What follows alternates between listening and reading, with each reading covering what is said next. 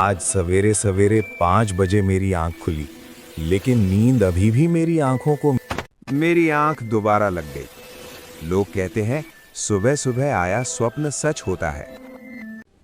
आंख लगते ही एक स्वप्न मेरे दिमाग में स्पष्ट होकर घूमने लगा। एक कौवा महानगर की सड़क के किनारे फुटपाथ पर बैठा काँव काँव कर रहा है। आज पहली बार एक कौवे की काँव काँव की भाषा मेरी समझ में आई। उसकी काँव काँव में बड़ा दर्द है। वो जोर जोर से चिल्ला रहा है, मुझे पानी दो, कोई मुझे पानी दो। मैं दूर दूर तक घूम आया, कहीं पानी नहीं है। मैंने उससे कहा, तुम यहाँ फुटपाथ पर क्यों बैठे हो? किसी ऊंचे भवन पर बैठकर पानी देखो। कौवा बोला, ऊंचे भवनों पर बैठकर तो बहुत चिल्ला लिया। अब सोचता हूँ यहाँ बैठे को कोई जल दे दे। मैंने कहा, इनमें से तुम्हें कोई जल नहीं देगा। इंसान जाति बड़ी स्वार्थी हो गई है। ये लोग काम के पीछे इतने अंधे हो गए हैं कि खुद पानी पीने की फुर्सत मुश्किल से निकाल पाते हैं। तुम्हें क्या पिलाएंगे? इनसे आस मत करो।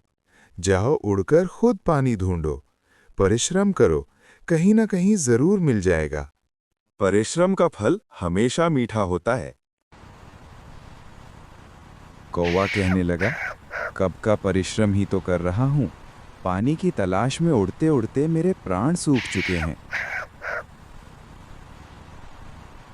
कौवा बोला, सोचा था आज कहीं दूर की उड़ान भरूं, और दूर की उड़ान के चक्कर में उड़ता उड़ता इस महानगर में निकल आया। अब इसमें भटक गया हूं। इस मकानों के जंगल के बीच से निकलने का कोई रास्ता नहीं दिख रहा, और ना ही कहीं पानी है। मैंने कहा, तुम्हारे लिए यहां पानी नहीं है। पानी तो लोगों के मकानों के अंदर बंद है। मगर फिर भी कोशिश करो, कहीं ना कहीं थोड़ा बहुत पानी जरूर मिल जाएगा। कौवा बोला, तुम्हारे मकान में भी तो पानी होगा। तुम मुझे पानी क्यों नहीं देते? मैंने सोचा, हाँ, मैं भी तो इसे पानी दे सकता हूं, लेकिन पता नहीं क्यों मैं खुद को उसकी प्यास बुझाने में असमर्थ पाता हूं। मुझे कुछ समझ नहीं आ रहा। और फिर मेरे कहे अनुसार वो कौवा वहां से उड़ चला। थोड़ी दूर उड़कर वो एक मकान की छत पर जाकर बैठ गया। उससे उड़ा नहीं जा रहा। मालूम नहीं कैसे मैं भी वहीं पहुंच जाता जहां वो कौवा जाता। वो कौवा फिर कुछ दूर उड़कर दूसरे मकान की छत पर बैठ गया। उसकी सांस फूली हुई है। उसका शरीर शिथिल पड़ता जा रहा है। उसमें चलने की भी हिम्मत नहीं है। पानी की तलाश में घूम घूम कर थकान के कारण उसने अपनी प्यास और ज्यादा बढ़ा ली है। उस मकान की छत से उसे एक गंदा नाला दिखाई दिया। उस नाले में आसपास के कारखानों की गंदगी और रसायन आते हैं, जिनके कारण नाले का पानी जहरीला हो चुका है। उस नाले का पानी उस कौवे के रंग से भी ज्यादा काला है। उसकी बदबू दूर तक महसूस की जा सकती है। लेकिन फिर भी उस कौवे की प्यास की तड़पन उसे उस गंदे नाले की तरफ खींच ले गई। उस कौवे ने उस नाले में से एक चोंच भरी, मगर फिर उस गंदे पानी को वापस उलट दिया। वो सड़ा हुआ पानी उसके गले नहीं उतरा। मुझे उस तड़पते कौवे को देखकर बड़ा तरस आ रहा है। उसकी स्थिति बड़ी दयनीय है। लेकिन मेरी समझ में ये बात नहीं आ रही कि मैं इसे पानी देने में खुद को असमर्थ क्यों पाता हूँ। वो कौवा धीरे धीरे अपने पंजों से जमीन पर कुछ दूर चला और एक दीवार के पास जाकर लेट गया। जेठ की दोपहरी में दीवार आग उगल रही है। कौवे को वो दीवार जलती हुई महसूस हो रही है। लगभग 15 मिनट तक उसने आराम किया। आराम के कारण उसकी थकान को थोड़ा आराम जरूर मिला, मगर उसका गला लगातार सूखता जा रहा है। उसे आराम की नहीं, थोड़े से जल की जरूरत है। वो अपनी पूरी ताकत लगाकर फिर से कुछ दूरी तक उड़ा और एक दीवार पर बैठ गया। उसने देखा, कुछ दूरी पर एक सत्संग हो रहा है। गुरु के प्रवचन सुनने के लिए लोगों की काफी भीड़ जमा है। गुरु का ज्ञान सभी को भाव विभोर कर रहा है। वो कौवा गुरु का ज्ञान सुन रहे भक्तजनों से कुछ दूर ही जमीन पर बैठकर कांव कांव करने लगा। हालांकि उसमें बोलने की ताकत नहीं है, लेकिन फिर भी उसकी प्यास उसे जोर जोर से बोलने पर मजबूर कर रही है। कोई भी उसकी भाषा नहीं समझ पा रहा, मगर मुझे स्पष्ट सुनाई दे रही है। पानी दो, मुझे 2 घूंट पानी दो, मैं प्यास के मारे मरा जा रहा हूं। क्यों इस गुरु के चक्कर में अपना जीवन भ्रष्ट कर रहे हो? मुझे पानी दे दो, तुम्हें देवता जैसा स्थान मिलेगा। मेरी प्यास बुझाओ, भगवान तुम्हारी हर प्यास बुझाएगा। प्यास से मेरे प्राण सूखे जा रहे हैं। पानी दो, पीने के लिए 2 घूंट पानी दो। कौवा बड़े प्यासे हृदय से गिड़गिड़ा रहा है। सभी को उसकी कांव कांव ही सुनाई देती है। तभी उनमें से एक व्यक्ति बोला, अरे भगाओ यार इस कौवे को, ये कुछ भी सुनने नहीं देता।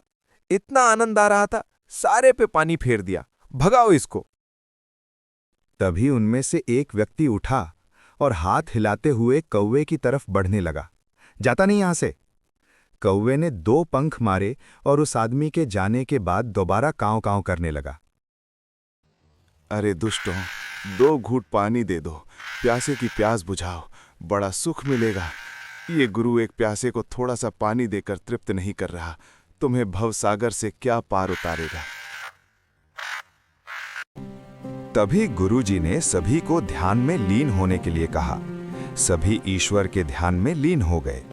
अब कौवे की कांव कांव की आवाज पहले से तेज सुनाई दे रही है। वही आदमी दोबारा उठकर आया और उसने एक पत्थर जोर से कौवे की तरफ फेंका। बड़ी मुश्किल से उस पत्थर के प्रहार से कौवे ने अपना बचाव किया और जैसे तैसे उड़ा, कुछ दूर जाकर बैठ गया। उसका गला अधिक बोलने से हद से ज्यादा सूख चुका है। उसकी आंखें पथराई जा रही हैं। जमीन पर खड़ा होना भी उसके लिए मुश्किल है, मगर उसकी प्यास उससे उड़ान भरवा रही है।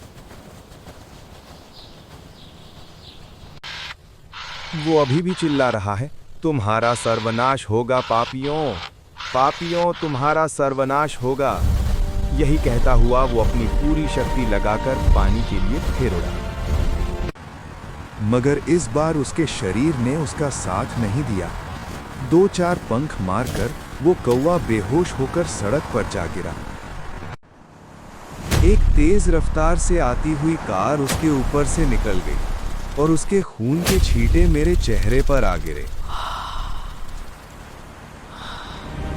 एक झटके के साथ मेरी आंख खुल गई। इस प्रकार उस कौवे की प्यास बुझी। ईश्वर ने हमेशा के लिए उस कौवे की प्यास बुझा दी। मेरा दिल बहुत दुखी हुआ। उस कौवे की वही आवाज, पापियों तुम्हारा सर्वनाश होगा, अभी भी मेरे कानों में गूंज रही है। लोग कहते हैं सुबह सुबह आया स्वप्न भविष्य में होने वाली घटनाओं की सच्चाई को बयां करता है। अब मैं अपने बिस्तर पर बैठा सोच रहा हूं, शायद आने वाला वक्त पशु पक्षियों के लिए ऐसा ही हो। जब इंसान को खुद के लिए पानी की कमी महसूस होगी तो वो पशु पक्षियों को पानी क्यों देगा? पशु पक्षी ऐसे ही प्यास से तड़पते तड़पते मर जाएंगे। अगर उन्हें कहीं जल मिलेगा भी तो उन्हें इतना गंदा जल नसीब होगा जो इंसान की आवश्यकताओं की पूर्ति करने वाले कारखानों और फसलों में गिरने वाले रसायनों के कारण जहरीला हो चुका होगा।